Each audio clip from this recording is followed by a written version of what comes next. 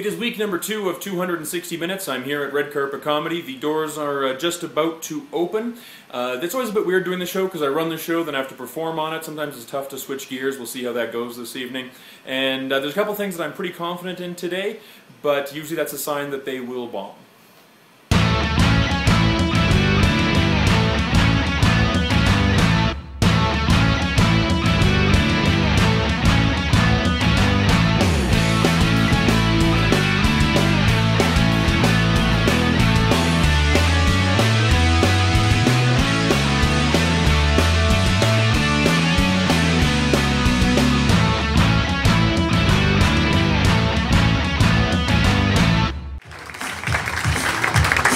Keep it going for me. That was an awesome intro. I'm going to disappoint you all now. Great. We're going to get into this quickly off the top here. I did the most ridiculous thing in my life the other day. I had to clean a drain.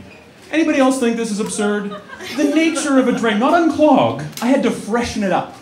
I had to give it a new, like a facelift type thing. The entire concept of a drain is that it takes garbage and makes it somebody else's problem to deal with. And are you telling me a chamber pot is more effective? What year is this? I was like, I could toss it out the 7-story window. That seems to work for me. Gonna get thrown out soon. I just got back from BC, my second trip there in as many weeks. I was driving down the road. There was a sign on a big telephone pole that said, "Come in, we're open." Friendly. Problem is, it was next to just a big green field. I was like, how do you close? You put up a fence? Does it shoot up like a cartoon? Like, I had no idea. Well, and also, what business are they doing in a big green open field? Well, there's one in BC that you could do there, but I don't think they have business hours for that. You know, cover of night is, I think, the big thing.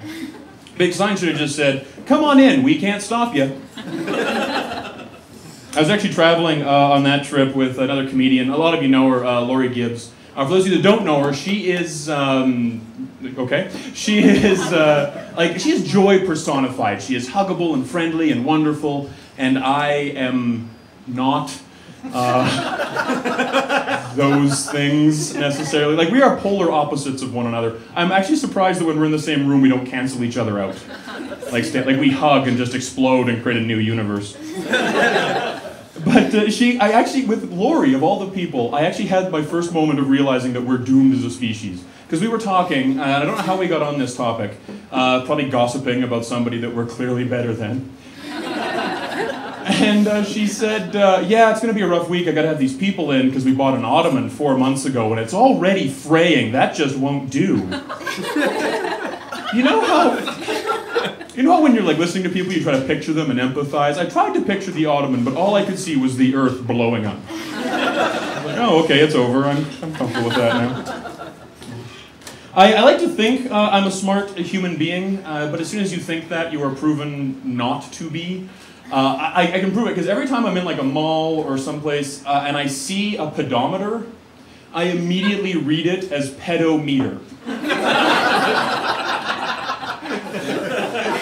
And my first thought is, why are we tracking that?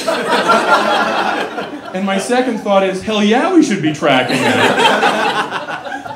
My third thought is, who is buying these? Wouldn't registering just be easier? That makes no sense to me. I swear, and then I go back to my Cinnabon. But it takes, like, I swear to God, 5 minutes for me to realize and remember, oh, pedometer, because we're bipedal. Bipedal, which means that you like to walk with both men and women.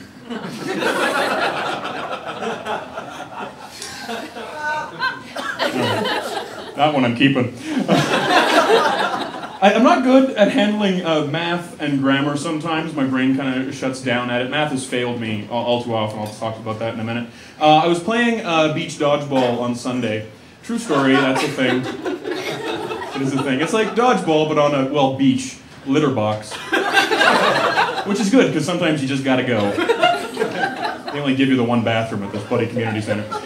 So we're playing beach dodgeball, and it comes out, I take a ball in the this area, and my only regret in life is that nobody was filming it, because I would have been famous like that. It would have been awesome.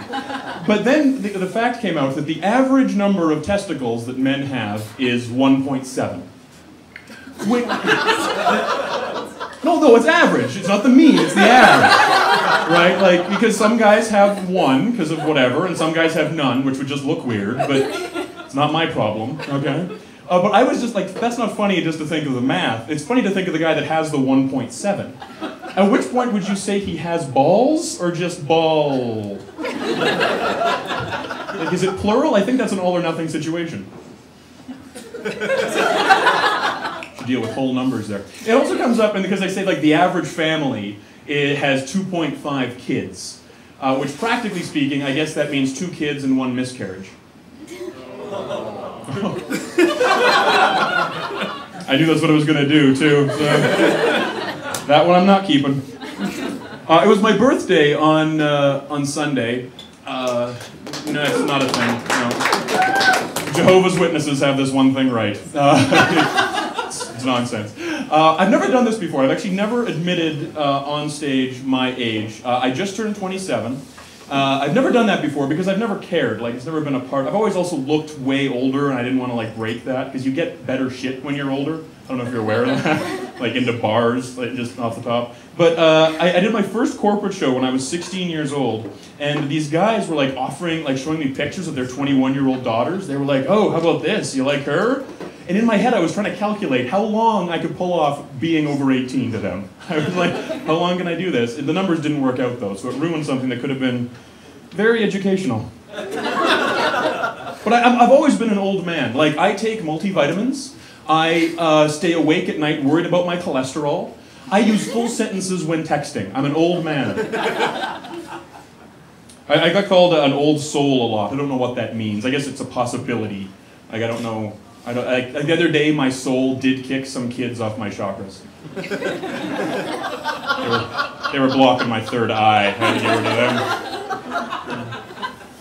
Even as a kid, I didn't. I wasn't a kid. Like I just couldn't handle my peers, other kids' stupidity. And by stupidity, I guess I mean imagination or whatever. Sense of wonder. They were morons. Okay. I just couldn't handle it, but I didn't have the fear to say anything, or I didn't have the courage to say anything, like, what are you, an idiot? So I just got really good at rolling my eyes. Like, those muscles now are toned to that's my best feature, right, that is. That is how I pick up women. It's so bad that if I have to roll my eyes, all right, one woman disagrees. It's so bad now that if I ever have to roll my eyes at something like horrible, like an anti-vaxxer, or somebody that's against gay marriage, or somebody that prefers white chocolate. What? Horrible people in this world.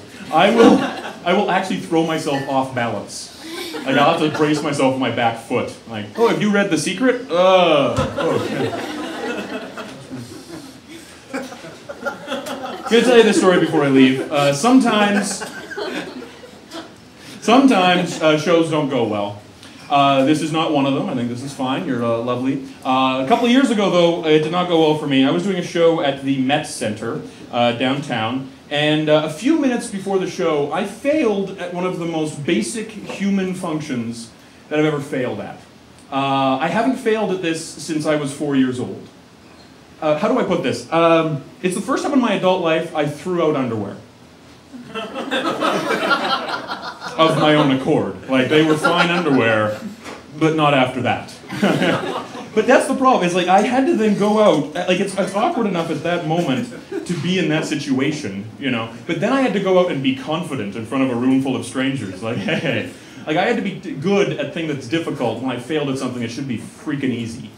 And it was also, I was on edge, like, the show kind of stunk. No pun intended. The show kind of stunk because I was just on edge. Like, you don't get a second chance at that. Like, I didn't have a backup pair with me. You know, I could hear the other pair. It was like the telltale heart in the bottom of the garbage can. It's just, they know, they know, they know.